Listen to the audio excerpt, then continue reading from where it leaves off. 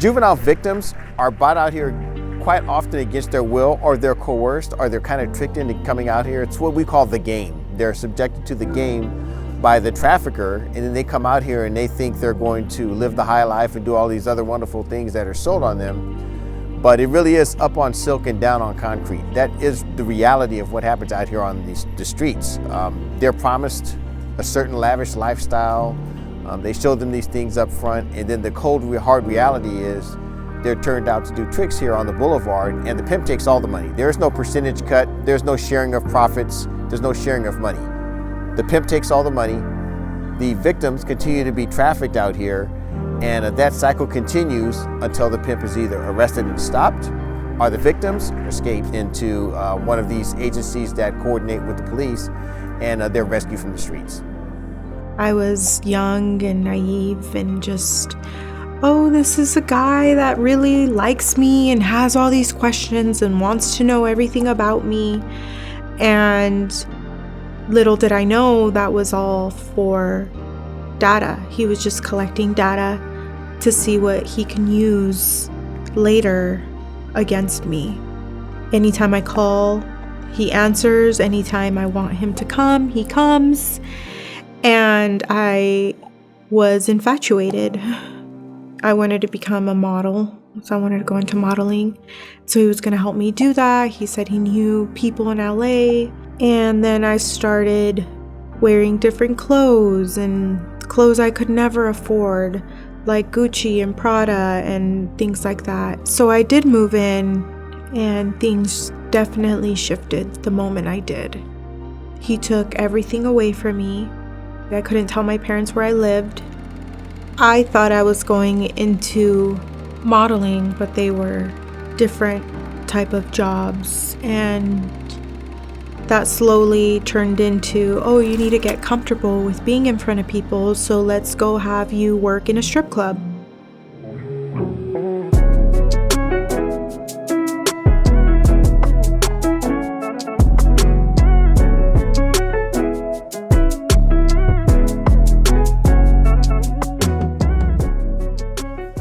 So, how long has it been since you've been back here? It's been about 8 years since I've been trafficked. Yeah, and I always go based off how old Zion was, because I conceived while I was trafficked. And what was that like? What was an average day like for you? An average day for me was like a typical day anybody else would have. Like I think it would surprise people how normal my days were. I would wake up around 10 a.m. I would actually go for a run around this block and down Hollywood Boulevard, and then I'd come home and eat breakfast and then get ready for my work day, which started around noon every single day. And so I was averaging about maybe 3 to 4 hours of sleep a day, so I was definitely sleep deprived. And he definitely had me on a certain eating plan, workout regimen, things like that. So my day was pretty much structured to what he wanted. And here, I'll show you down here is the apartment where we live. This is where I came back when I reported my trafficker, and I came here with the officers, and I actually was staying over here. This is the apartment, but they literally told my friend that was helping me, who came with me to report and everything, they told him, "What are you doing with this girl? You need to leave her alone because you're messing with someone's money." So they clearly knew. You were someone's property, Yeah. and they knew that. Yeah, they knew that. And yet they still listed my case as a rape case. It just blows my mind that officers are capable of saying that to someone when I desperately needed help and they weren't there to help me. How we help these victims really does matter, even if it's one single interaction, because I interacted with police so many times and not one time were they like, "Are you okay? Like, why are you with this older man? what are you doing? Where are your parents? Where's your family? Nobody asked me questions. I wanted to go to Disneyland with my siblings. He told me yes, that I could go, but then he also planned for me to see clients all through the night. So I was exhausted. So I canceled on my siblings, and didn't go to Disneyland with them. They knew something was off because I did have some interactions with them, but they weren't educated on what trafficking was, so there was no way they would have been like, oh yeah, she's being trafficked. It was just like, she's being weird, this is weird, something's off. But none of them were able to ask, questions or educated enough. I was thinking the whole time you were talking is, who would have heard you yelling or screaming or crying? Someone must have heard it. How many people saw you but didn't really see you? Having been raised in LA, you just turn your head the other way, you mind your business, that's not your business, don't poke your head around. And that's another thing I try to advocate too, is we need to be in each other's business, what's going on, because that's how we save people. Yeah, so why now? Why come back here to the place you were trafficked after 8 years? Why now? I think I'm finally in a place, thanks to my amazing therapist, I'm finally in a place where I've processed enough trauma and I've informed myself about it, and I'm more educated around that subject. I've established my career in law enforcement. I think now coming back, there's a strength in that, because I'm not here just for myself. I'm here for the rest of the survivors that are to come and the victims that are still being trafficked. And my reason for continuing that advocacy is because I really, really, really, really want people to understand that victim that they come across, whether it's one interaction, whether the police are going in there and having a welfare check, or a nurse is helping them with something. I really just want officers and anybody who comes in contact with a victim to know without a doubt that she or he are people, we're people. And so my whole focus has been to change that mentality, because that girl that was here 8 years ago is not the same girl here today. There is a trauma-informed way, and that's how we need to be approaching our training, how we interact with people on a daily basis. And that is my why on why I keep advocating and why I'm back here, literally in the physical place where right here all hell broke loose. You're super brave for coming back. This is a lot to take in. Yeah, it is a lot to take in. I have a lot of different emotions right now, and for sure will be a lot to process in therapy.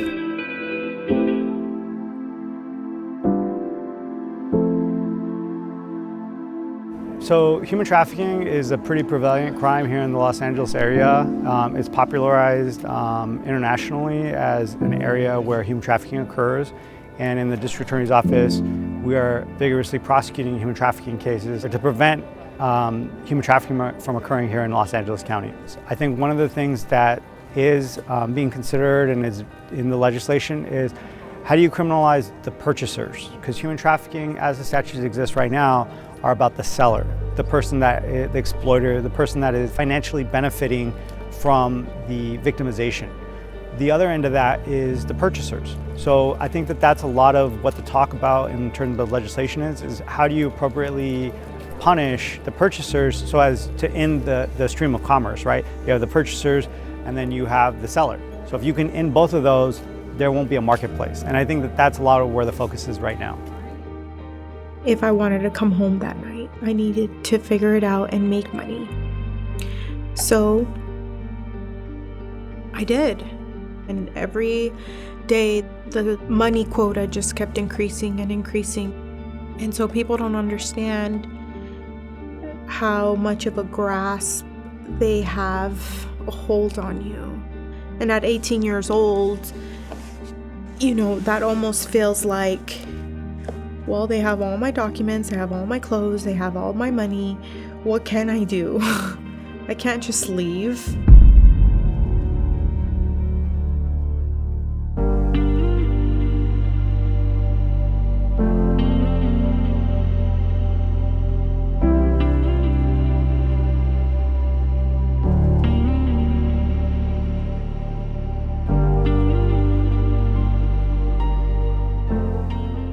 So this is just one of the strip clubs he took you to? Yeah, so this is one that I would walk into, and being here is like really, really weird because I just remember needing to walk up to the door and having to be ready to make money.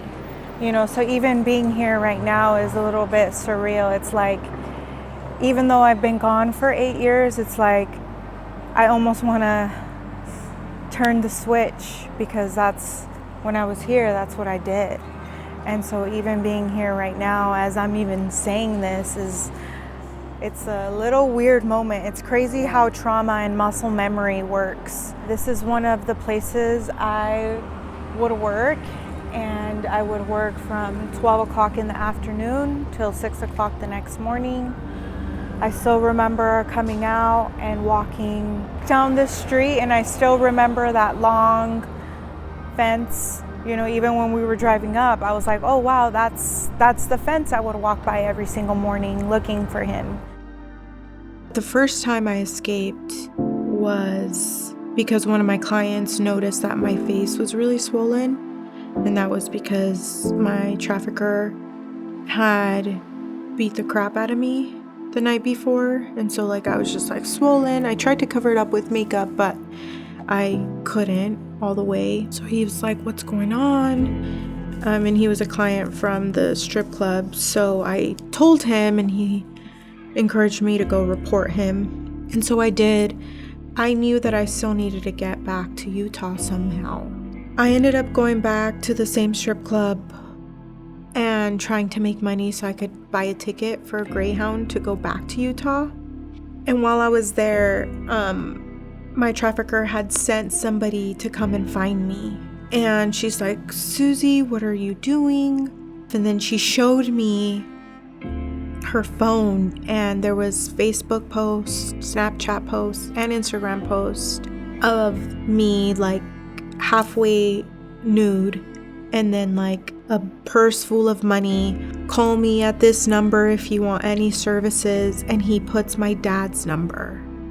So he has my phone, acting like I'm the one posting this.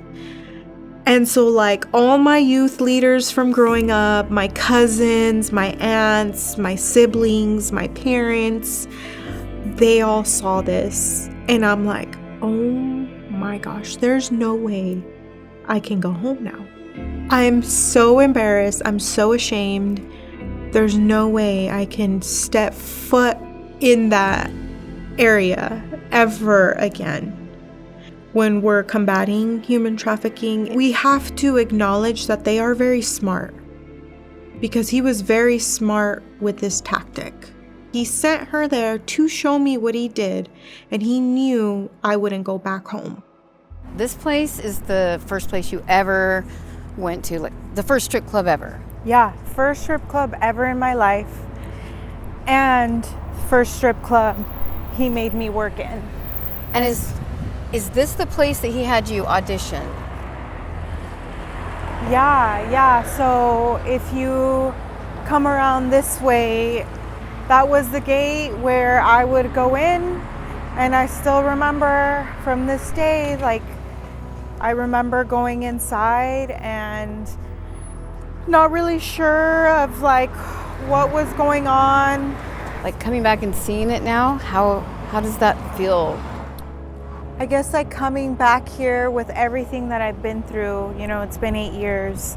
like the same Suzie. There's no way the same Suzie today would have even been in that car with that man, you know? And so like, it's just crazy to think that I was in such a dark place and so lost and so young that I just let him take full advantage of me. Going in, were you scared, or were you like just accepted it, or what were you thinking and feeling?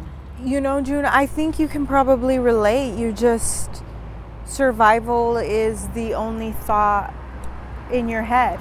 I remember like sitting in the bathroom and thinking, what the actual am I doing here? I'm in this little outfit, you know, I'm half naked, I'm almost naked, I'm wearing these giant heels, and I didn't even recognize myself, but I couldn't call my parents, I couldn't call my family. The one friend that I tried to call told me she couldn't help me. She knew how dangerous he was, so she was like, I'm not gonna help you.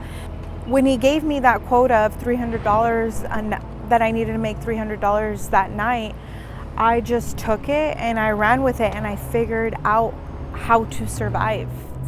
That's exactly it. I remember the same thing. Like, you shift into not, oh my gosh, but how do I survive this moment, this experience, and you survive it, whatever that means or looks like. Yeah, you just do.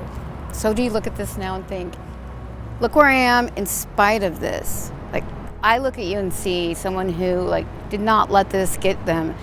You are able to come back and face it and say, I survived it, and look at me now. And you can close that door. The door with the chains and the metal gate.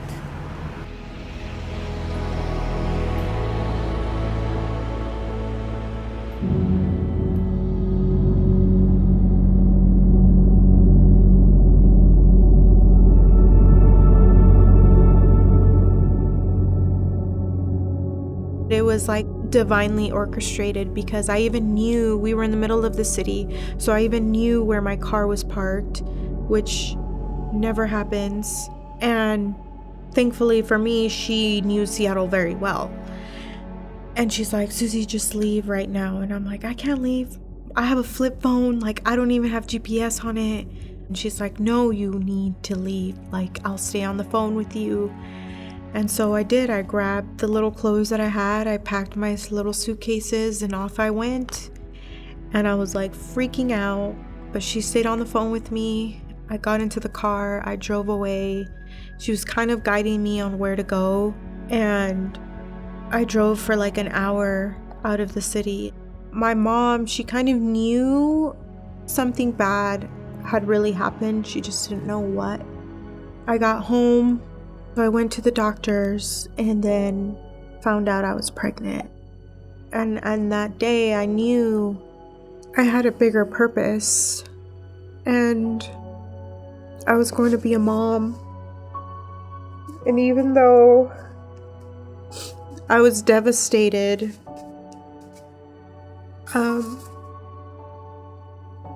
that's truly what kept me from going back to my trafficker. That's truly what kept me from staying home and choosing different. I mean, thankfully that was my story, that I was able to walk away alive. And as I'm sitting here,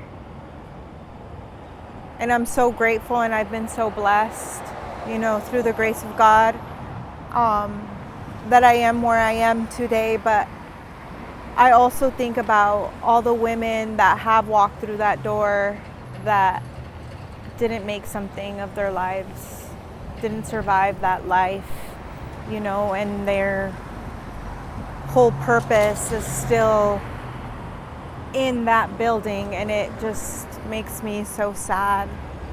All in all, I'm feeling like damn, like I don't give myself enough credit. Like, I really don't. I don't tell myself, I don't give myself pat on the backs. I don't enough to think that 8 years ago I was holding a bag with stripper clothes in it and heels and walking into that building to make money and to support my trafficker. Like, that was my whole goal and motive back then. Now it's like, I have a career, I have my beautiful son at home, and I get to look at this building and acknowledge the Suzie that was, but also embrace the Suzie that is now and is to come. And it's like so empowering. And I know that if I can do it, there's other women that can do it too. You're sharing this so that your voice will help someone, the next Suzie that's scared. Maybe she sees something or hears something or learns, because you're willing to say, this is what happened to me. You're now able to inspire someone else. So that's why we're here, right?